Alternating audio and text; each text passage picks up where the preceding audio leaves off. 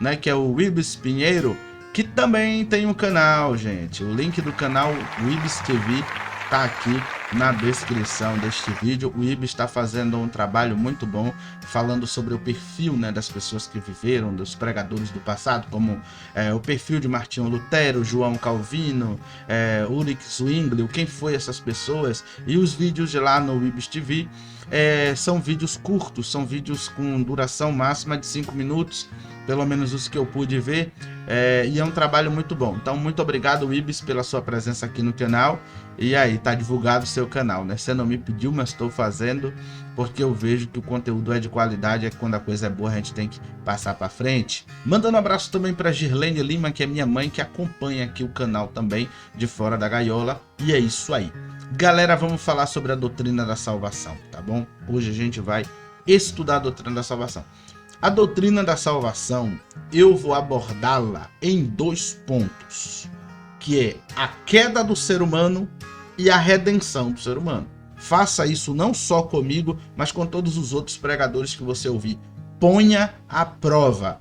A gente tem que ser transmissor do Evangelho de Jesus e não interpretadores do Evangelho. A gente tem que ser transmissor. Qual a diferença de quem transmite o Evangelho para quem interpreta o Evangelho? A diferença é simples. O transmissor, ele vai passar da maneira como está escrito. Ele vai falar o que está escrito. Ele vai expor a doutrina como ela está escrita. E o interpretador do Evangelho, ele vai ler uma coisa e vai começar a supor doutrinas, tá entendendo? Ele vai imaginar coisas, ele não vai trazer uma explicação do texto, ele vai imaginar um monte de coisa e em cima dessas imaginações ele vai formar a doutrina do Evangelho. Por isso, ponha à prova. Beleza? Para a gente começar, Mateus 19, 16 a 26, vamos embora. E eis que, aproximando-se dele um jovem, disse-lhe: Bom mestre, que bem farei para conseguir a vida eterna? Essa é a pergunta que todo novo convertido faz. Bom mestre, né? Olha para Jesus, olha para os pregadores, olha para o pastor da igreja e diz: o que eu posso fazer para herdar a vida eterna? Eu quero que você preste bastante atenção nisso. Qual é a pergunta do jovem? O que eu posso fazer para herdar a vida eterna? Mais uma vez, o que eu posso fazer por mim mesmo para herdar a vida eterna? Que obras eu tenho que praticar? O que eu preciso fazer? O que eu preciso elaborar para herdar a salvação? Esse é o primeiro ponto, tá bom? Fixe isso. O jovem está perguntando o que ele deve fazer, né? Qual obra ele tem que fazer para ser salvo? O segundo ponto é que ele começa chamando Jesus de bom. Ele não imagina que Jesus é Deus, tá bom? E Jesus o trata conforme a imaginação dele. E aqui já vai uma lição especial para você, que é um pouco fora da salvação, mas eu já vou aproveitar o gancho e vou falar, tá bom? Deus, muitas vezes, ele vai te tratar e me tratar de acordo com como nós vemos ele, segundo a nossa fé, segundo a nossa expectativa. Tá bom? Então, cuidado como você vê Deus. Eu vou falar assim logo. Então, ele vem, olha para Jesus, não sabia que Jesus era Deus. Ele não sabia que Jesus era Deus. Ele imaginava que Jesus era um rabino. Tanto que ele chama Jesus de mestre, de rabino, né? De professor, né? Ele olha para Jesus e imagina que ele é mais algum da sinagoga. Alguém que faz milagres, um profeta de Deus, um ser humano nascido de Adão e Eva como eu e você. Ele imaginava isso. Ele não sabia que Jesus tinha nascido por obra do Espírito Santo. Na verdade, a essa altura, talvez nem os apóstolos que andavam com Jesus soubessem ainda do nascimento sobrenatural de Cristo. Talvez, nós não sabemos quando isso foi revelado aos apóstolos. Nós só sabemos que esse homem ou enxergava Jesus como um homem, nascido de Adão e Eva, como eu e como você. Qual é a resposta de Jesus? Vamos lá. E ele disse-lhe: por que me chamas bom? Não há bom senão um só, que é Deus. Aqui está a doutrina da queda. a doutrina do pecado, a doutrina de que nós somos imperfeitos. Jesus olha para aquele jovem e consegue perceber que ele imaginou, como talvez você que está aí do outro lado também imagine que você é bom. Imagine que exista algum ser humano bom na Terra. E Jesus elimina essa possibilidade quando ele diz: não há ninguém bom, só Deus. Mas aí a gente pergunta, Jesus era Deus encarnado, mas aquele homem não sabia. Então Jesus estava dando uma resposta a ele em cima do conhecimento que ele tinha sobre o reino de Deus, sobre Jesus naquele momento. Como eu falei, muitas vezes Deus nos trata e nos dá resposta segundo a visão que a gente tem, segundo a nossa limitação, como uma criancinha, né, que precisa receber as revelações de maneira progressiva. E aí Jesus fala: se queres, porém, entrar na vida, guarda os mandamentos. E ele pergunta, e disse-lhe: quais? E Jesus disse: não matarás, não cometerás adultério, não furtarás, não dirás falso testemunho, honrar teu pai e tua mãe, amarás o teu próximo como a ti mesmo. E o jovem disse: tudo isso tenho guardado desde a minha mocidade, que me falta ainda? Perceba, Jesus, nesse exato momento, ele só falou pontos que o jovem seguia da lei. Jesus fala com o jovem: olha, guarde esse, aquele mandamento e você está salvo. E o jovem percebe, porque o jovem sentia que estava faltando algo dentro dele. Mesmo o jovem obedecendo aos mandamentos, faltava algo dentro dele. Ele sabia que ele não podia confiar naquelas obras que ele praticava. Porque mesmo praticando aquelas obras que ele praticava não era tão perfeito quanto o mandamento dado. E a gente vai tratar sobre isso aqui ainda, tá bom? Dentro da história do jovem. Estou explicando primeiro a história do jovem, para depois a gente mergulhar na doutrina do pecado na Bíblia. Então o jovem, ele se sentia, mesmo obedecendo, mesmo seguindo as orientações de Moisés, ele sentia um vazio ainda. Não estava preenchido. E ele fala: que mais? O que está faltando ainda? Por que eu não me sinto salvo, mesmo obedecendo? O que falta para eu herdar a vida eterna? E perceba, mais uma vez, Jesus falou os mandamentos que ele obedecia. Porque Jesus já sabia que ele ia dizer: olha, eu faço isso, mas ainda não me sinto salvo. Talvez você que está aí do outro lado esteja obedecendo várias regras da igreja, obedecendo alguns pontos da escritura, e você diz: ainda não é o suficiente. Tá entendendo? Por obras, ainda não é o suficiente. Eu não consigo me sentir salvo olhando para a minha vida. E isso é muito importante e bom. Aí vem Jesus e diz, né? Se queres ser perfeito, vai, vende tudo que tens, dá aos pobres e terás um tesouro no céu. E vem e segue-me. E o jovem, ouvindo essa palavra, retirou-se triste, porque possuía muitas propriedades. Disse então Jesus aos discípulos: em verdade digo que é difícil entrar um rico no reino dos céus. E outra vez vos digo, é mais fácil passar um camelo pelo fundo de uma agulha do que entrar um rico no reino de Deus. E os seus discípulos, ouvindo isso, admiraram-se muito, dizendo: quem poderá, pois, salvar-se? Olha só que coisa. Um ponto que tem na história desse rico aí, que quando eu entendi eu fiquei muito abismado, é que no momento que Jesus encontra com esse jovem, ele está rodeado de fariseus. E os fariseus gostavam muito de acusar as pessoas, gostavam muito de estender o dedo para as pessoas. E os fariseus não acusam esse jovem de nada. Esse jovem provavelmente fosse conhecido até dos discípulos de Jesus, porque ele era um jovem exemplar, ele era um jovem segundo a sociedade exemplar, aos olhos da sociedade era um jovem bom. E perceba isso, o jovem, ele era exemplar, ele era bom, ele era acima do padrão da época.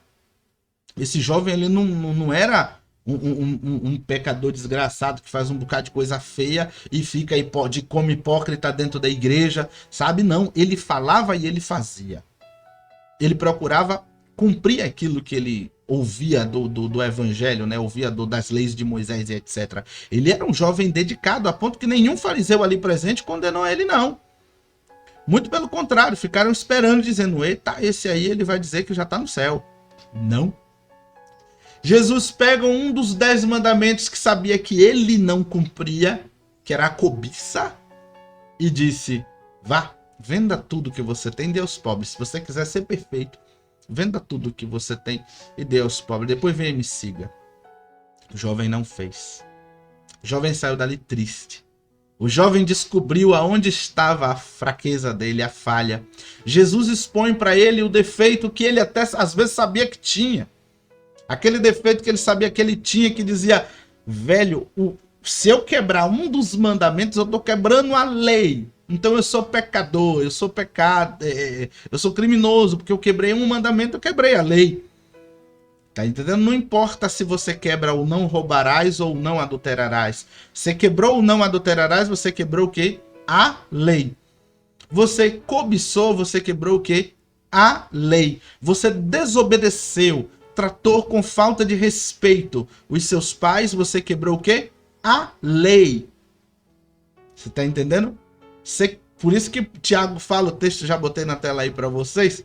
Tiago fala, quem quebra o mandamento é culpado de quebrar a lei. Não importa se é o sábado, não importa se é o não roubarás, não matarás, é a lei. Se é calúnia, é a lei, quebrou a lei. Então é culpado, não importa. Aqui coloca eu do lado do assassino, do lado do fofoqueiro, coloca você que está aí do outro lado, do lado do que quebra o sábado, do lado do que desrespeita os pais, do lado do adúltero. Aos olhos da lei, não há diferença. Por isso que tem pregadores que se atrapalham, né? Pregadores falam assim, agora aprenda esse mistério. Tem pregadores que dizem assim, não existe pecadinho nem pecadão. Existe. Não é que não existe pecadinho e pecadão no sentido de gravidade de pecado. Existem pecados mais graves e pecados menos graves. Mas a realidade é que quando nós quebramos o mandamento de Deus, seja quem fofocou, seja quem assassinou, ambos imediatamente são tornados culpados de alguma coisa, de algum pecado. Ambos, no mesmo instante, se afastam de Deus. Você entende? A fofoquinha, que é pequenininha, a calúnia, afasta você de Deus, tanto quanto o assassinato. Nesse ponto, não existe diferença de pecado para me afastar de Deus.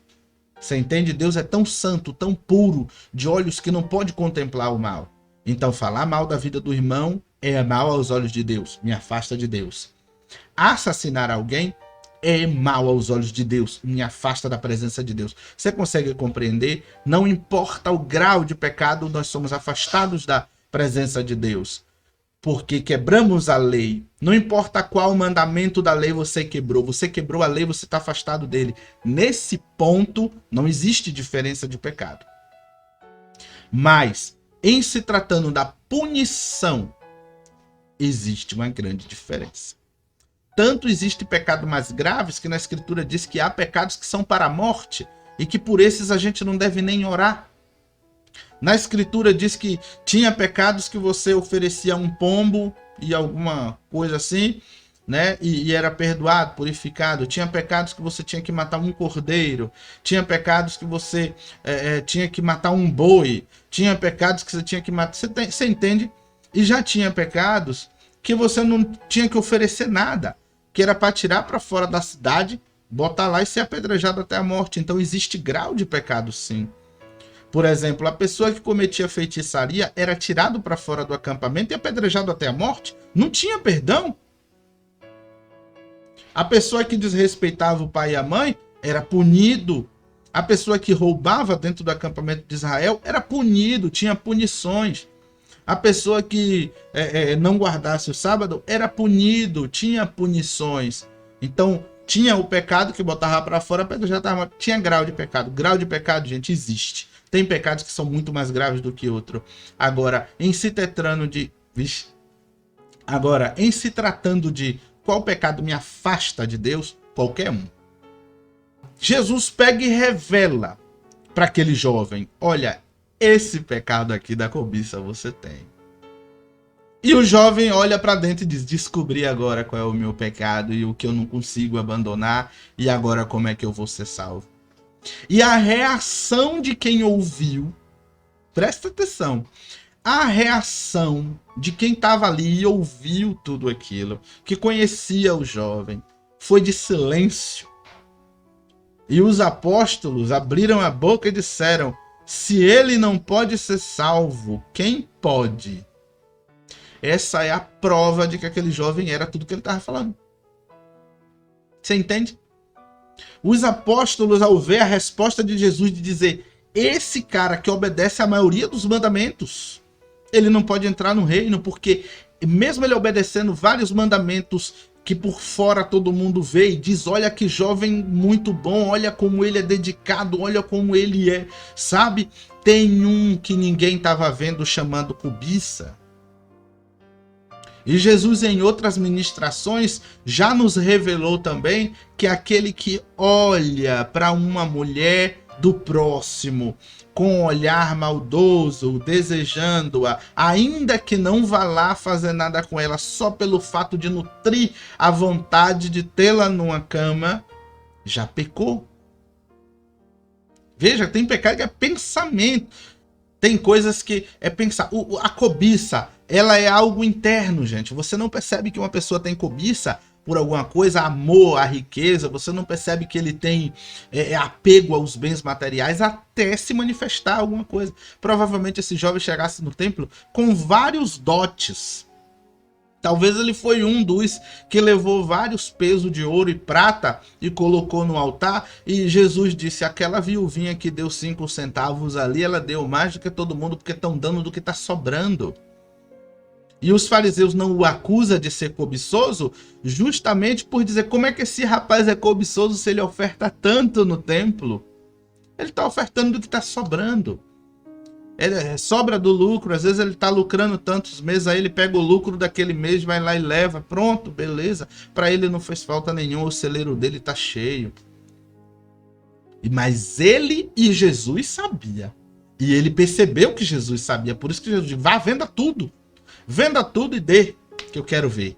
E ele não faz. Isso mostrou que ele não tinha a confiança em Deus que ele pensava que tinha. Aí você fala: David, você está falando da doutrina do pecado, até agora você só está ministrando o que aconteceu na vida do jovem. Eu estou explicando para vocês que essa doutrina da queda está na boca de Jesus. Você não pode se salvar. E qualquer pessoa que abre a boca para dizer que você se salva, está pecando. Não entendeu metade do evangelho. Você não pode se auto-salvar. Não é você que se salva, não é sua obediência que te põe no céu. Qualquer igreja, pessoa que disser que é a sua obediência que lhe põe no céu, está em pecado, está mentindo, está blasfemando contra Deus. E é isso que Jesus está dizendo. O próximo versículo diz, né, os seus discípulos, ouvindo isso, admiraram-se muito e disseram: quem, pois, poderá salvar? Olha a resposta de Jesus. Olhando para eles, disse-lhe: aos homens isso é impossível. Aos homens isso é impossível. A salvação baseada no que eu faço para Deus é impossível. Por que que é impossível eu me salvar baseado na minha obediência a Deus? É isso que a gente vai estudar. Quando você percebe que você não tem condição de ir até Deus pela sua obediência, pela sua bondade, aí faz com que você perceba que você precisa do que Jesus fez na cruz. Jesus, ele é o remédio para os doentes. E para você querer esse remédio, primeiro eu preciso fazer você perceber que você está doente. O evangelho começa aqui, mostrando a doença do ser humano. Por isso eu peguei esse exemplo de Cristo para a gente agora navegar pelas Escrituras. Mas irmão, David está com quase meia hora. Irmão, é estudo, não é meditação. Nós somos pecadores. Quando que nós nos tornamos pecadores, David? Né? Quando que eu, David, me tornei um pecador? Nós nascemos pecadores. E é o que a Bíblia diz aqui em Jó, capítulo 14, versículo 1 a 4. O homem nascido de mulher é de poucos dias e farto de inquietação. Como é que começa o texto? Falando sobre o quê? Nascimento. Nascer de alguma coisa. Nasceu da mulher. Sai como a flor e murcha. Foge também à sombra e não permanece. E sobre esse tal abre os teus olhos, e a mim fazes entrar em juízo contigo. Jó está falando do que aqui? Que o ser humano nasce, e é um tempo curto aqui na Terra. Nós não duramos muito tempo aqui na Terra. Que assim como a gente nasce hoje, amanhã, daqui a pouco morre. Para Deus esse tempo é como se fosse nada. Mas mesmo assim, segundo o que o Jó está falando, Deus se atenta, abre os olhos para aquela vidinha que passa rápido e quer julgá-lo. E aí Jó vem e fala o versículo posterior que diz assim: quem do imundo tirará o puro? E ele mesmo responde: ninguém. Qual é a justificativa de Jó aqui? Jó está dizendo: Senhor Deus, minha vida é curta. Eu sou nascido de mulher, ou seja, eu sou descendente de Adão e Eva, então eu nasci pecador. O Senhor quer me julgar pela minha vida, mas o Senhor sabe que eu nasci pecador.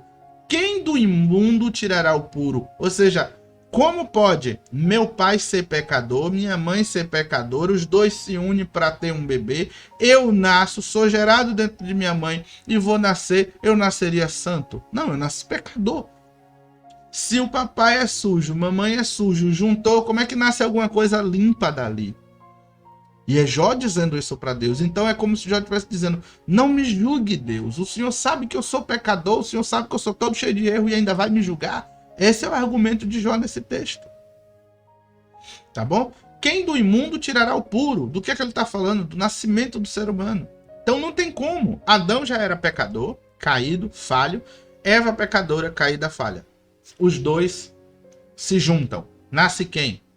O santo dos santos chamado Caim. Você está entendendo? Não tem como dois pecadores se reunir para nascer dali um anjo. Não tem como nascer dali o santo dos santos, o ser mais puro do universo. Por mais que você olhe para o seu bebezinho e você ame ele, ele já nasce pecador.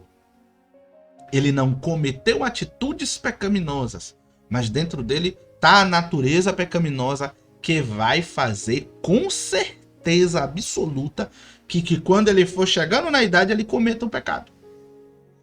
Por quê? Porque está na natureza dele. A doutrina da queda, a doutrina do pecado, a doutrina de que a gente herda de Adão e Eva a natureza pecaminosa de pai para filho de maneira hereditária, é uma comprovação científica.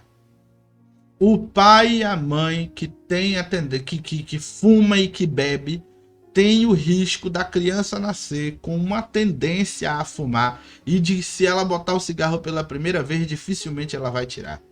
É comprovado pela ciência. Tem crianças que, pelo fato da mãe ser viciada em cocaína e do pai ser viciado em cocaína, quando a criança nasce, ela já nasce viciada. E tem que ser levada para uma sala especial para entrar em processo de descontaminação, porque a criança dá ataque de crise de abstinência. Eu falo isso porque minha mãe trabalha em maternidade, minha mãe já viu, os médicos choram, todo mundo fica em pânico no hospital quando a criança nasce e já nasce com crise de abstinência. Com pouco tempo fora da cocaína no leite da mãe, do organismo, a criança tem crise de abstinência, tem que ser medicada e essa criança quando vai crescendo, cresce com problemas sérios. E se no futuro botar cocaína no nariz, não larga nunca. Por quê? Por causa da genética do pai, que foi ofendida por aquele vício do cigarro, por aquele vício da cocaína, junto com a química, né, a genética da mãe, que também já foi ofendida, já foi triturada, já está viciada. Então, dois viciados, quando tem uma relação que nasce o filho também nasce viciado. Entendendo? É hereditário. E é isso que muitas vezes a Bíblia chama de maldição hereditária e a gente fica espiritualizando a coisa, tá entendendo? O cara que teve um pai cachaceiro, se ele entrar para tomar uma cerveja, ficar tomando cerveja no final de semana, a tendência é ele também ser cachaceiro. É ciência. Estou falando aqui de uma coisa natural, simples. Então Jó vem e apela para Deus. Quem do imundo tirará o puro? Então, a primeira lição que a gente aprende, a gente nasce pecador, não tem jeito não. Eis que em iniquidade fui formado, e em pecado me concebeu a minha mãe. Perceba.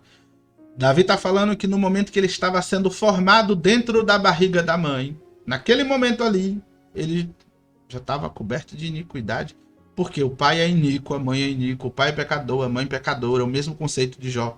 E ele fala, em pecado me concebeu a minha mãe. Gente, conceber não é ter o neném. Conceber, o momento da concepção, é quando o espermatozoide encontra o óvulo que se junta, que faz a primeira célula. Aquela primeira célula formada do espermatozoide com o óvulo, aquilo é a concepção. Ou seja, o surgimento do que vai no futuro ser o bebê na barriga da mãe. Naquele momento ali, esse Davi já fala, já se considera pecador, né? Já diz para Deus, olha, eu já nasci pecador, já fui formado no ventre da minha mãe pecador. Porque Davi, que era um homem segundo o coração de Deus, ele compreendia que a natureza pecaminosa, né, a tendência a errar, ela vem da gente já desde o ventre da mãe. Porque não tem como dois pecadores botar na terra um anjo.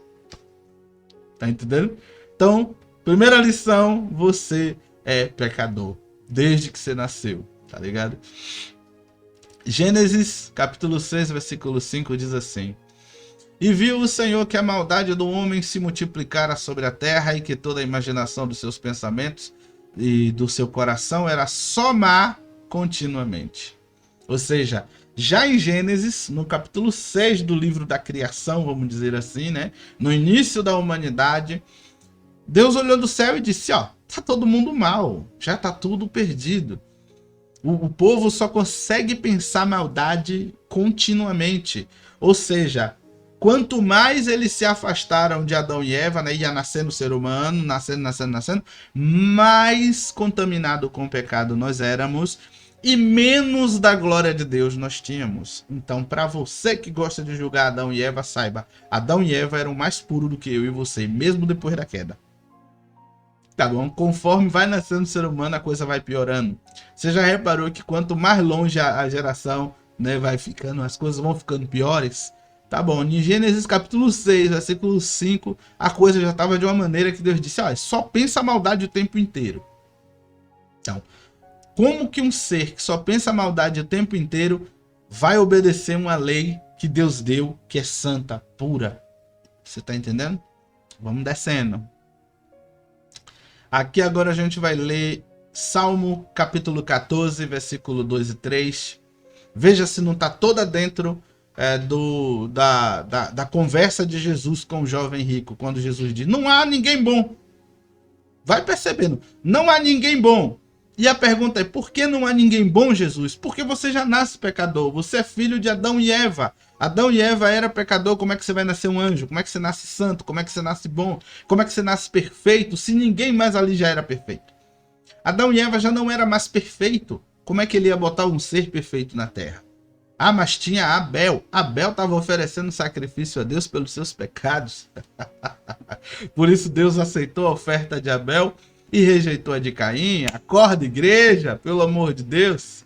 Né? Abel era justo porque ele ofereceu o sacrifício a Deus segundo a lei de Deus, segundo o que Deus pediu, segundo o que Deus já tinha conversado com eles. Tá entendendo? Caim ofereceu verdura. A verdura não pode apagar pecado, gente. O que cobria pecado era o sangue do animal. E Caim não. Caim quis adorar a Deus da maneira dele. E a gente aprende um monte de coisa aqui, né? Então vamos lá. Salmo 14, 2 e 3. Você vê que a minha exposição da escritura é rápida agora, né? Eu demorei mais na história do jovem do que coisa. Que eu só vou confirmar que aquilo que Jesus estava falando é isso aqui mesmo. Olha lá. Salmo 14, 2 e em diante diz assim. O Senhor olhou desde os céus para os filhos dos homens. Pausa. Presta atenção. Quando diz aqui o texto, o Senhor olhou dos céus para os filhos dos homens, alguns estudiosos da palavra têm a ideia de que ali refere-se à eternidade. Beleza? E tem outros que acham que esse texto aqui fala de algum período específico. Eu, particularmente, fico com os teólogos que acreditam que aí é a eternidade. Tá bom? Por quê? Porque esse texto se repete mais 2 vezes na escritura. E aqui vai a primeira lição em relação à interpretação da Bíblia. Tudo aquilo que é doutrina que Deus quer que seja interpretado como doutrina, pregado como doutrina e exposto como doutrina, ele vai repetir mais de uma vez na Escritura e principalmente no Novo Testamento. Se tiver algum ensino do Velho Testamento que você não veja ele no Novo, ele não é mais ensino para a gente. Se você vê um ensino no Velho Testamento que no Novo tenha, aquilo é ensino para a gente, tá bom? Deus, ele é maravilhoso, ele não deixa a gente confundido. Por isso que tem algumas igrejas que tem muito problema, porque pega muita coisa do Velho Testamento que não pertence mais a gente e quer jogar dentro da igreja dizendo, é a palavra de Deus. Mas calma, é a palavra de Deus que foi aplicada até a chegada de Jesus. É como Paulo fala em Gálatas, né? A lei era o tutor, né? Aquele que tomava conta das pessoas até chegar ao rei, o príncipe, né? Que reina tudo. Então Jesus chegou, a lei que era sombra deixou de existir e agora a gente segue o que não é mais sombra, o que é o Messias de verdade, aquilo que é o ensino verdadeiro. Então o ensino verdadeiro está na boca de Jesus, está na boca dos apóstolos. Se não há repetição, deixa no Velho Testamento, fica com o que está no Novo, beleza? Essa é a regra principal. Então vamos lá. O Senhor olhou desde os céus para os filhos dos homens, imagine aí a eternidade, para ver se havia algum que tivesse entendimento e buscasse a Deus. Desviaram-se todos. E juntamente se fizeram imundos, ou seja, sujo. Não há quem faça o bem, não há sequer um. Está de acordo com o texto que a gente leu de Jó? Perceba que Davi faz uma aplicação de novo de imundo, né? Ele diz todos, a humanidade toda se fez imunda, ou seja, se fez suja, sujou. Está de acordo com Gênesis, o pensamento mal continuamente. Você percebe a linha teológica, vamos dizer assim, né? A linha bíblica, né? A coerência bíblica de um texto com o outro. Pois bem, Jó falou que não tem como do imundo nascer o puro. E aqui vem o texto dizendo que toda a humanidade se fez imunda, então todo mundo que vai nascendo do imundo é imundo. Ou não? Se você for para o Salmo 53, versículo 2 e ler o versículo 2 e 3, você vai encontrar o mesmo texto, é uma repetição. Como eu acabei de dizer, aquilo que se repete na Escritura demais é que Deus quer que a gente entenda e absorva como doutrina, ensine como doutrina. Então já repetiu 2 vezes no Velho Testamento. A repetição no Novo? Romanos capítulo 3, versículo 10 a 12 diz assim: Não está escrito, não há um justo, nenhum sequer. Não há ninguém que entenda, não há ninguém que busque a Deus. Todos se extraviaram e juntamente se fizeram inúteis. Não há quem faça o bem, não há nenhum sequer. Meu filho, eu sei que você que está aí do outro lado dizendo, mas eu achava que eu era bom, tá igual o jovem rico, eu sou bom. Não é não. Nenhum de nós somos. Então, o que é que acontece aqui no texto? Paulo está citando Isaías 50, Salmo 14 ou Salmo 53, tá bom? Um dos dois, que acaba sendo repetição. Agora, há uma alteração na tradução aqui. Você vê que no Salmo 14, fala que todos se desviaram e se tornaram imundo, ou seja, sujo. E já no texto do Novo Testamento fala que todos se tornaram inúteis. Tá bom? O que é inútil, gente? É uma coisa que não tem utilidade. É algum objeto que não tem mais utilidade, que perdeu sua utilidade, que perdeu sua capacidade. Ou seja, nós não somos capazes de adorar a Deus, nós não somos capazes de buscá-lo por conta própria, nós não somos capazes de obedecê-lo por conta própria. Tá entendendo? Então, Paulo traz essa ideia de inutilização da criatura de Deus. Nós somos seres, fora de Jesus Cristo, nós somos seres inúteis, inutilizados, ferramentas quebradas, que não prestam para nada. Tá bom? Ainda no contexto de imundo, de imundície, né, de sujeira, nós temos Isaías 64:6, que diz assim: Mas todos nós somos como o imundo, e todas as nossas justiças como trapo de imundícia. E todos nós murchamos como a folha, e as nossas iniquidades como o vento nos arrebatam. Perceba a ideia do profeta Isaías. Ele diz que nós somos como um imundo. Quem era o imundo? Qual a necessidade de estudar a Escritura? O imundo não é só sujo. O imundo era o leproso. É forte. O imundo era o leproso. Era o cara que estava todo sujo de ferida. O cara que cheirava mal. porque as feridas do leproso são purulentas, então exalam um odor terrível. Então o cara cheira a carniça, mano. O cara leproso, ele é fedido. Ele, sabe, é uma coisa além do normal, um negócio complicado. E passa essa doença. Essa doença sai passando para as outras pessoas. Então veja só, ele diz: nós somos como o imundo. E todas as nossas justiças como o trapo da imundícia. Perceba. Primeiro, o profeta nos compara como o leproso. E depois ele chama a nossa justiça como trapo da imundícia. Trapo da imundícia, gente, já é diferente do imundo, tá bom? O imundo é o leproso. O trapo da imundícia é outra coisa completamente nojenta. E o profeta nos compara. Trapo da imundícia era o pedaço de pano que a mulher usava no período, né, menstrual.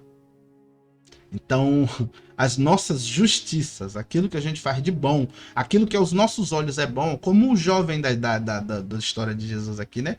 Tudo ele cumpria os pontos da lei, ele cumpria alguma coisa dos mandamentos de Deus, ele era admirado pela sociedade, porque os fariseus e quem estava ali não o acusou, muito pelo contrário. Quando viu que ele não conseguia a salvação pelos seus méritos, disseram: então, se ele não consegue, ninguém consegue. Tá bom? Então esse jovem, esse tipo de pessoa, essa justiça dele, essa bondade visível dele, a nossos olhos que parece bondade, para Deus é trapo de imundícia. Como é que você é salvo pelas obras? Como é que você é salvo porque você obedece ao mandamento de Deus? Porque você é fiel a Deus? Em que universo? Que nesse nosso aqui, não. Não dá para ser salvo pelas obras. E o texto de Isaías continua: as nossas iniquidades como um vento nos arrebatam. Ou seja, nós somos guiados pelas nossas iniquidades. Ou seja, nós somos guiados pela nossa natureza pecaminosa. O que isso significa? Que nós somos guiados pela carne. Nossa natureza pecaminosa, que Paulo vai chamar de o pecado que habita em nós. Ele que guia a nossa vida quando a gente está fora de Cristo. Você está entendendo? Quando nós estamos fora de Cristo, quando nós não nascemos de novo, essa natureza pecaminosa nos domina. E pelo fato dela nos dominar, ela nos leva a cometer iniquidades, porque os nossos desejos são maus. A gente peca, irmãos, por causa dos nossos desejos. A nossa natureza pecaminosa. O problema do ser humano está aqui dentro, na nossa natureza. A gente até olha para a lei de Deus e diz: ó, que lei boa, que lei bonita, como eu quero obedecer. Ah, Deus é lindo, maravilhoso. Quantas pessoas você já evangelizou na rua e eles dizem assim: Deus é maravilhoso, Deus é lindo, eu amo Jesus, eu gosto de Deus. Quando você vai ver, você fala: bora para a igreja, vamos seguir Jesus. Ah, não consigo. E essa é a palavra mais certa: não consegue. Não dá para fazer por conta própria. Não é uma coisa que o ser humano faz por si mesmo. Tá entendendo? Deus precisa agir. Precisa do poder do Espírito Santo para a gente conseguir estar com Deus, né? Nós que somos cristãos precisamos orar pedindo perdão pelos nossos pecados a todo tempo. Veja só, nós que somos cristãos, que nascemos de novo, olha o que diz a Escritura, Gálatas 5,17, para quem nasceu de novo.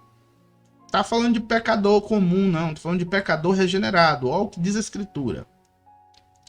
Gálatas 5,17 está na tela.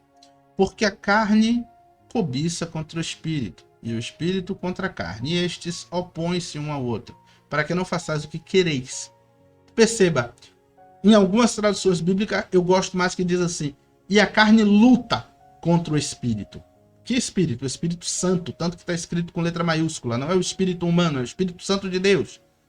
O Espírito Santo de Deus entra no nosso coração e começa a nos guiar para fazer a vontade de Deus. Como foi no Gênesis capítulo 1, que ele estava pairando sobre a criação, pondo tudo em ordem, né? Acabando com o caos que estava na criação. Assim é na nossa vida, o Espírito Santo vem, paira na nossa vida, na nossa alma, e começa a consertar o caos que está na nossa vida, começa a nos levar a adorar o Senhor Jesus Cristo. E na vida de nós, que temos esse Espírito Santo de Deus, que está ali consertando o caos chamado nossa vida, há uma luta da nossa natureza, do nosso espírito quebrado, com o Espírito Santo de Deus. O Espírito Santo de Deus diz, o caminho é aqui. A nossa carne diz, a gente quer isso aqui. O Espírito Santo de Deus se une ao nosso espírito e diz, vamos orar. A carne diz, não, vamos descansar, a gente trabalhou demais. Então há uma guerra interna. Ni quem é nascido de novo. E quem não nasceu de novo só tem uma natureza dentro de si. E essa natureza, diz o texto, que faz o quê? Que luta, puxa a gente, que é filho de Deus. Então, se você não tem o Espírito Santo para lhe guiar, ela vai fazer o quê? Lhe dominar, lhe levar para o lado que ela quiser. Por isso que Isaías fala que as nossas iniquidades nos arrebatam, leva como vento, nos sequestra, nos joga para longe. Por que joga para longe? Que só tem uma natureza dentro. Então você só vai para um lado só. Então a gente precisa de um redentor, de alguém que nos resgate dessa condição. A gente precisa nascer de novo. A gente precisa de um Salvador. Por isso que precisamos desse Salvador, para que a gente possa ser renovado, para que a gente possa ser socorrido diante de Deus, por essa incapacidade que a gente tem de obedecê-lo, de ser perfeitos, tá bom? Essa incapacidade faz a gente ter necessidade do Salvador. É por isso que você não se sente salvo. Essa sensação de insegurança que você tem é verdadeira. Você não pode ser salvo por você mesmo. Você não pode ser salvo por obedecer e confiar na sua bondade. Você não é bom todo dia. Você não acerta toda hora. E quando você erra, como é que apaga esse erro? Você entende? Próximo estudo será sobre a redenção. Como é que Jesus conseguiu nos resgatar dessa condição de pecadores, né? Dessa condição de sempre errar. Agora veja, eu sou nascido de novo, mas eu ainda erro. Como é que a gente vai resolver essa situação? Você vai saber no próximo vídeo, tá bom? Até a próxima, se Deus quiser.